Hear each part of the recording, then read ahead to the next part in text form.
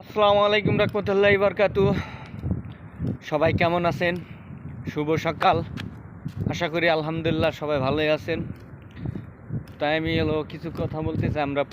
আমি সৌদি আরব প্রবাসী। কথা বলতে চাই তোমার আমরা যে পাসপোর্ট বানাইতে দিছি পাসপোর্টে এখনও রিনিউ হয় নাই।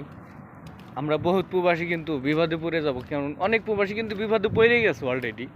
কারণ বিপদে পড়ছে কি, আপনার পাসপোর্ট যদি রিনিউ না হয়, আকামার ডেট আসে না। সমস্যা, আকামার ডেট আসে না।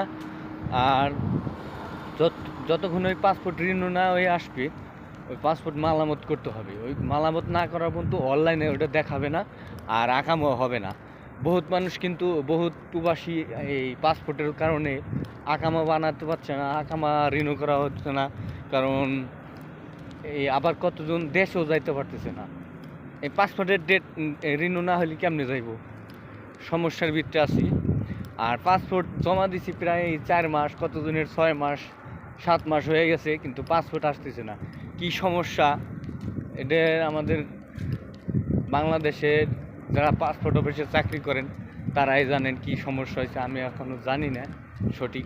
তাই যত প্রবাসী আছে তারা ভিডিওটা দেখবেন, শেয়ার করবেন, ফলো করবেন, এমনকি সবাই দেখার সুযোগ করে দেন। যে আমরা কিন্তু অনেক বিপদে পড়ে যাব যদি এই পাসপোর্ট যদি না আসে, তাহলে কিন্তু অনেক প্রবাসী অনেক বিপদে পড়ে যাবে, মানে আকামা ছাড়া হয়ে যাবে।